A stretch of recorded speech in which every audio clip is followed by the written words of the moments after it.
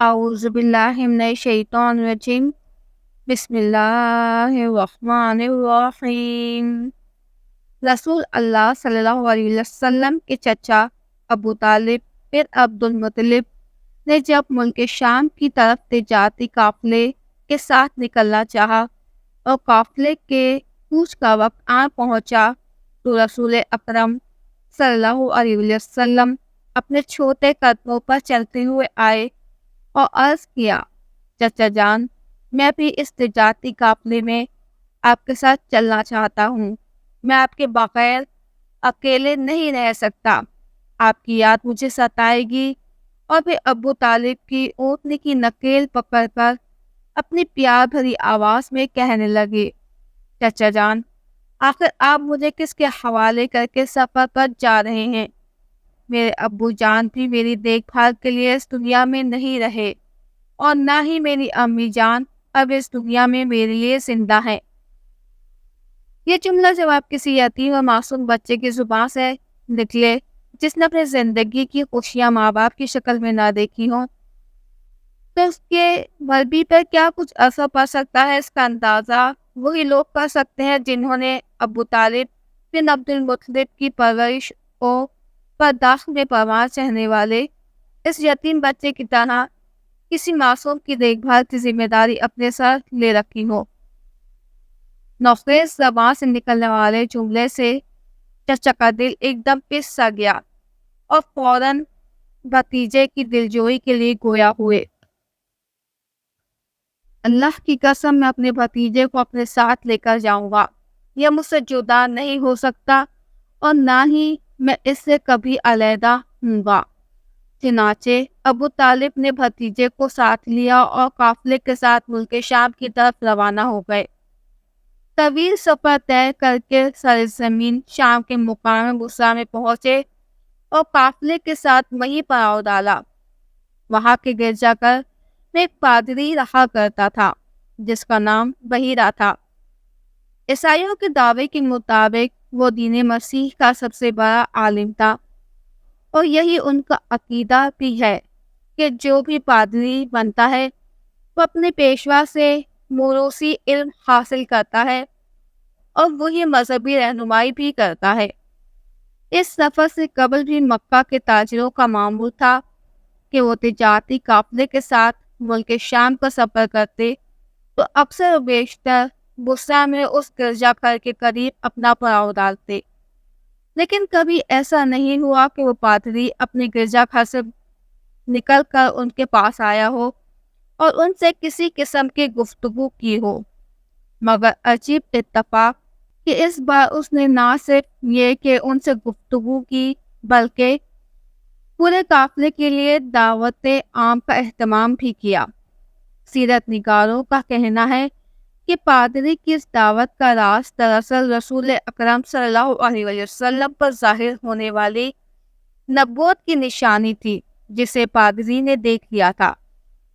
بات دراصل یہ تھی کہ جب قافلہ دور دراز کا طویل سفر طے کر کے بصرہ کے گرجا گھر کے قریب پہنچا تو اس پادری نے قافلے کے اوپر ایک بادل دیکھا جو سارے لوگوں کو چھوڑ کر ایک چھوٹے سے بچے پر اپنا سایہ کیے ہوئے تھا۔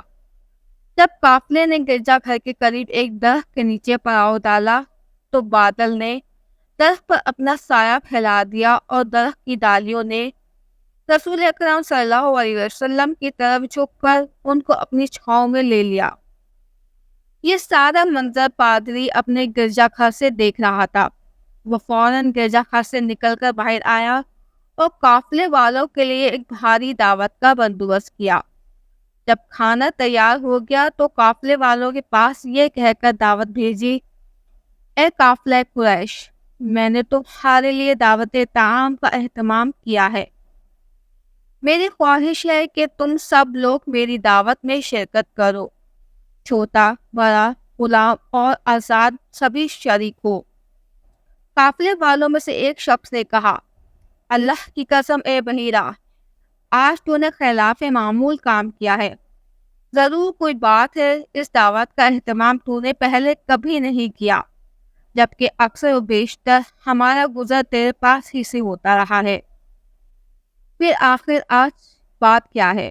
بحیرہ نے اس کے جواب میں کہا، تو سچ کہتا ہے، بات وہی ہے جو تو کہتا ہے، لیکن تم میرے مہمان ہو، میری تمنا ہے کہ میں تمہاری مہمان نوازی کروں، اس لیے میں نے تم لوگوں کے لیے دعوت طعام کا اہتمام کیا ہے، لہٰذا تم سب میری دعوت میں شریک ہو کر کھانا تناول کرو۔ چنانچہ قافلے کے تمام افراد پادری کی اس دعوت میں شریک ہوئے۔ صرف رسول اکرم صلی اللہ علیہ وسلم اس دعوت میں شرکت نہیں کر سکے کیونکہ آپ بچے تھے اور درخت کے نیچے قافلے کے سامان کی دیکھ بھال کر رہے تھے۔ جب بحیرہ نے مدعون کی طرف غور سے دیکھا تو ان میں اس صفت کی حامل شخصیت اسے نظر نہیں آئی جس کی وہ پہچان کر چکا تھا اور جو صفات اس نے پہلے سے پڑھ رکھی تھی، چنانچہ وہ گویا ہوا، اے قافلہ قریش، تم میں سے کوئی بھی ہرگز میری دعوت سے پیچھے نہ رہنے پائے۔ اہل قافلہ نے کہا، اے بحیرہ، تمہاری اس دعوت میں شرکت سے کوئی پیچھے نہیں، صرف ایک بچہ شریک نہیں ہو سکا کیونکہ وہ ابھی کم سن اور کم عمر ہے، اس لیے وہ قافلے والوں کے سامان کے پاس ہی رہ گیا ہے۔ بحیرہ نے کہا، نہیں، ایسا نہ کرو، بلکہ اسے بھی میری دعوت میں شریک ہونے کا موقع دو تاکہ وہ بھی تمہارے ساتھ مل کر کھانا کھائے۔ قافلے میں سے ایک شخص گویا ہوا، لات عزا کی قسم، یہ ہماری کمزرپی ہوگی کہ عبداللہ بن عبد المطلب کا صاحبزادہ ہمارے ساتھ دعوت طعام میں شرکت سے پیچھے رہے اور ہم اس کے بغیر کھانا تناول کریں۔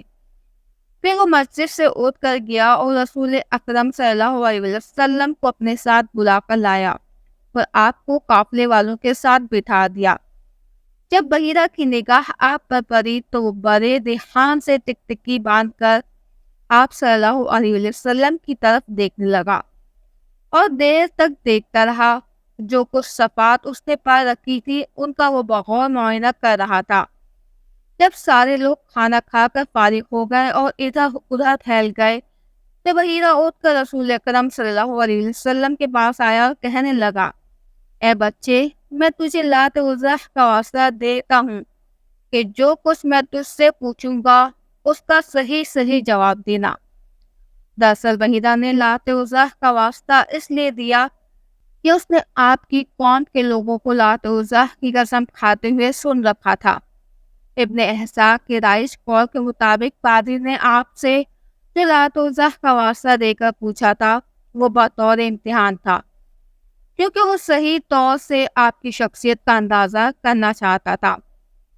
پس پادری بحیرہ کی یہ بات سن کر رسول اکرم صلی اللہ علیہ وسلم نے فوراً اس کی گرفت فرمائی اور گویا ہوئے، مجھے لات عزا کا واسطہ دے کر کوئی بات مت پوچھو، اللہ کی قسم ان دو معبودان باطلہ سے زیادہ میں نے کسی چیز سے بغض اور نفرت نہیں کی۔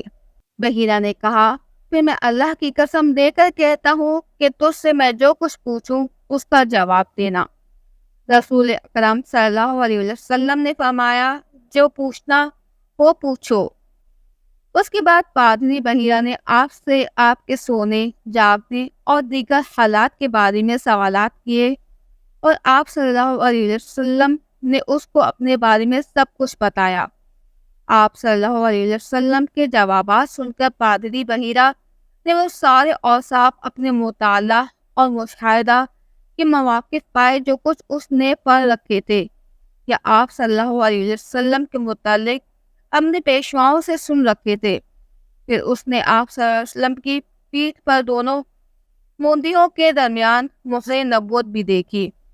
پادری بحیرہ یہ سب دیکھنے سننے کے بعد رسول اکرم صلی اللہ علیہ وسلم کے چچا ابو طالب بن عبد المطلب کے پاس آیا اور پوچھا، یہ بچہ آپ کا کیا لگتا ہے؟ ابو طالب نے جواب دیا، یہ میرا بچہ ہے۔ پادری بحیرہ نے کہا، یہ آپ کا بیٹا نہیں ہو سکتا اور نہ ہی اس کا باپ زندہ ہو سکتا ہے۔ ابو طالب نے بتایا، دراصل یہ میرے بھائی کا لخت جگر ہے۔ پادری بحیرہ نے پوچھا اس کے والد کے متعلق بتائیں۔ ابو طالب نے بتایا اس کے والد کا انتقال اسی وقت ہو گیا تھا جبکہ شکم مادر میں تھا۔ پادری بحیرہ نے کہا، آپ نے سچ فرمایا، اب آپ اس بچے کو لے کر پہلی فرصت میں اپنے وطن کو لوٹ جائیں اور یہودیوں سے ہوشیار رہیں۔ اللہ کی قسم اگر یہود اس بچے کو دیکھیں گے اور جو کچھ میں نے نبوت کی نشانیاں اس میں دیکھی ہیں وہ بھی دیکھ لیں گے تو اس کے ساتھ ناور اسلوب کریں گے اور ظلم ڈھائیں گے، کیونکہ مستقبل میں آپ کے اس بچے کی ایک عظیم شان ہونے والی ہے، اس لیے آپ جلدی سے اسے اس کے وطن لے کر چلے جائیں۔ ابو طالب نے جب بحیرہ راہب کی یہ بات سنی تو ملک شام میں اپنے تجارتی کاروبار سے فراغت پاتے ہی فوراً اپنے وطن کو روانہ ہو گئے اور رسول اکرم صلی اللہ علیہ وسلم کو لے کر مکہ مکرمہ پہنچ گئے۔ رسول اکرم صلی اللہ علیہ وسلم کی عمر اس وقت تقریباً 12 سال تھی۔ انشاءاللہ آگے میں اپنے چینل پر کچھ دن تک شارٹس اپلوڈ کروں گی، اس کے بعد آپ دوبارہ میرے چینلز پر اسلامک ویڈیو جو کہ لانگ ویڈیو ہوتی ہے وہ سن سکیں گے، جو کہ کسی بھی انبیاء کرام کے متعلق ان کی سیریز کے متعلق ہو سکتی ہے۔